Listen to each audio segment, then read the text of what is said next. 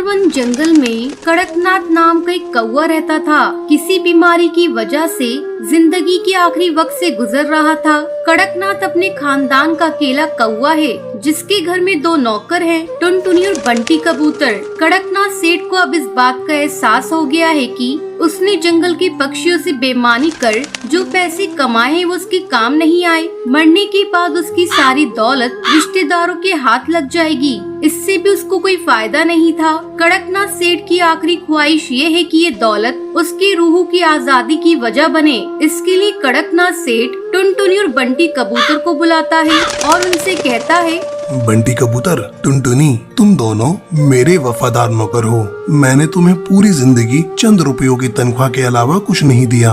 मालिक, आप सेहतयाब रहिए, हमें आपसे और कुछ नहीं चाहिए। लेकिन अब मैं कुछ देना चाहता हूँ। क्या मालिक?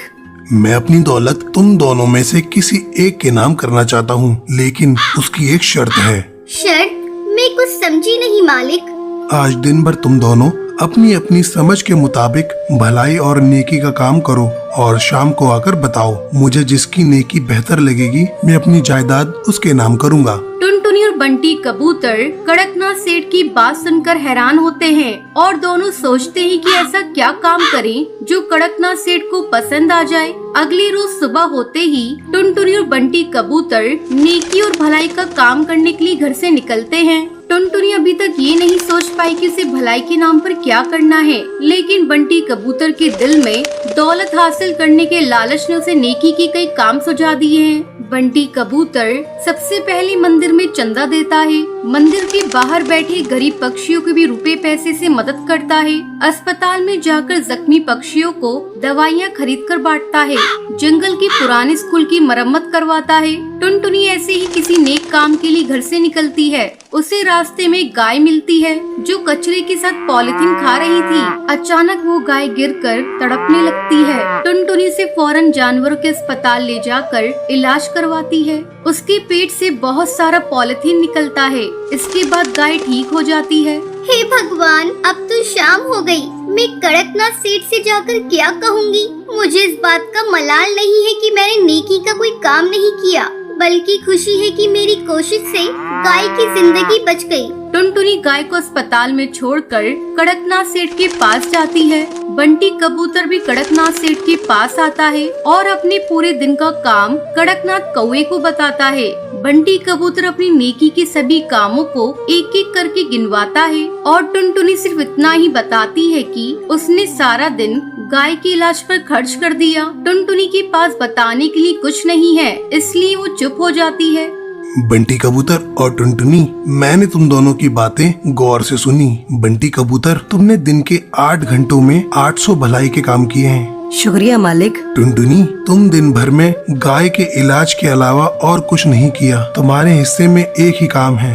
मालिक, मैं गाय की हालत देखकर सब कुछ भूल गई थी। मुझे आपकी जायदाद की बिल्कुल याद नहीं रही। टुनटुनी, तुमने मेरी जायदाद हासिल करने की फिक्र छोड़कर गाय की जान बचाई है। यह सबसे बड़ी नेकी और भलाई का काम है, इसलिए मैं अपनी सारी जायदाद तुम्हारे नाम कर रहा हूँ और मुझे यकीन है कि तुम मेरी जायदाद का सही इस्तेमाल करोगी और इससे मुझे सुकून मिलेगा। मालिक, आपने मेरे लिए कुछ नहीं सोचा?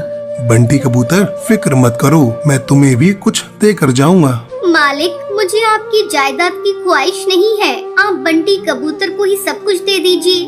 नहीं टुनटुनी, आज से तुम ही मेरी जायदाद की मालकिन हो। बस एक ही गुजारिश है तुमसे, मेरी जिंदगी के आखिरी दिनों में तुम मेरे साथ रहकर मेरी देखभाल करना। टुनटुनी कड़कनाथ को शुक्रिया अदा करके उस गाय के पास जाती है जिसका उसने इलाज करवाया है। टुनटुनी गाय के पास जाकर उसे चारा खिलाती है।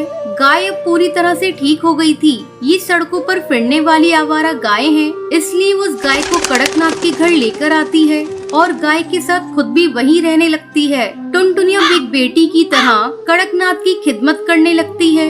वक्त पर दवाई और खाना पीना देती है, गाय का ताज़ा दूध पिलाती है। टुनटुनी, तुम मेरी कितनी खिदमत करती हो, कभी आराम भी कर लिया करो। टुनटुनी, आज से तुम मुझे अब्बू जान कहोगी। ठीक है अब्बू जान, जब तक आप पूरी तरह से दुरुस्त नहीं हो जाते मैं आराम नहीं करूंगी। टुनटुनी की खिदमत के सामने यमराज को भी झुकना पड़ा और कुछ ही रोज में कड़कनाथ बीमारी को शिकस्त देकर सेहत याब हो जाता है। टुनटुनी बेटी, अब तो डॉक्टर ने भी कह दिया है कि मेरी पूरी तरह सेहत दुरुस्त है। यह तुम्हारी वजह से मुमकिन हुआ है। नहीं अब्बू जान, आपके दुरुस्त होने में दवाइयों के साथ गाय के दूध का भी करिश्मा है। हाँ बेटी, गाय के दूध ने मेरे जैसे बीमार के लिए जड़ी बूटी का काम किया है। बेजान जिस्म में जान डाल दी है। हाँ अब्बू, जब एक गाय ये करिश्मा कर सकती है तो हजारों लाखों गाय इस मुल्क को बदल सकती हैं। टुनटुनी, गाय हमारे लिए ऊपर वाले की नेमत है। आज से हम अपनी जिंदगी और दौलत गायों की खिदमत में लगाएंगे। कड़कनाथ सेठ और टुनटुनी मिलकर गाय की खिदमत को ही अपनी जिंदगी बना लेते।